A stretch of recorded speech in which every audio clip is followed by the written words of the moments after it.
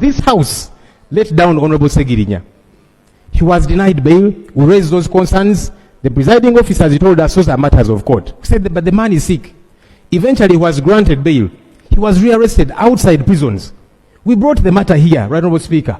As presiding officers, you told us that matter is in court. But we let the man down. He eventually died because we could not stand up for one of our own.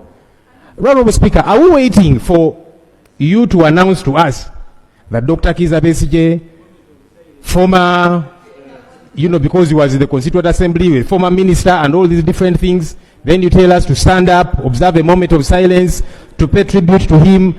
Are we waiting for that? Because even Tuesday, one of the concerns about Dr. Kizza Besigye is food. The last we checked, they have denied him food from his family because he has concerns and is entitled to that. Any day that passes by without these issues being addressed, it puts his life in jeopardy. Are we waiting for that very critical time when tables have turned and then we are here saying all manner of things, rest in peace? Right Honorable Speaker, we have let down too many people. Let's not let down Dr. Kizza Besigye as well. Thank you. Honorable Ssemujju. Mr. Speaker.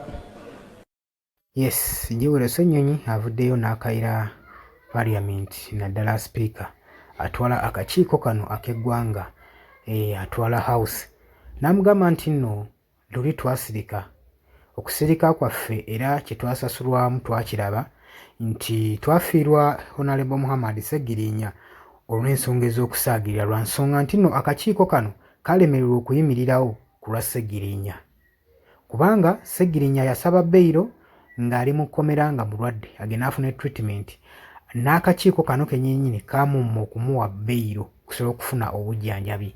N'agamba era embeera y'emu gye tulaba ne Dr. Kizza Besigye era ammiddwa beyiro okufuluma ekkomera ate nga naye ali mu military court, ekintu ekitali kituufu. N'agamba tulina okuyimirirawo ku lw'abantu abo, tetugenda kuddamu kufiirwa bulamu bwa muntu mu nsonga ezitategerekeka kubanga akakiiko kalina bye kaagala okuyisaawo. Gwe mukwano gwange ali eyampuliriza abadde mukaawunyo, abadde mukambwe mu kwogera bino ng'agezaako okulaga obutali bumativu n'akakiiko ka Parliament engeri gye kasiisamu ba civilian saako n'okuwa military court olwaganya okuwozesa aba civilian. Gwe mukwano gwange newankubadde akakiiko kano we kali kasobola okukugira ebikolwa ng'ebyo naye tekalina kye kakulawo. Oli ku Yogi Update TV osinzira okuba ng'otuwuliriza webale kwekumira ku mayengo gano gwagala otweyungako n'agambye dda kirira wansi awo waliwo ekigambo subscribe kikoneko ojja kuba ng'osobola bulungi nnyo twegattako osobola okujja ne mu comment section awo oba osobola okwetweyungako goddala bulungi nnyo obeere ng'ofollowinga buli ekigenda mu maaso obeere ng'obeerako. Mbategeeza nti nno mbaagala nnyo mwebale kwekumira ku mayengo gano tugenda kuba nga tukomawo.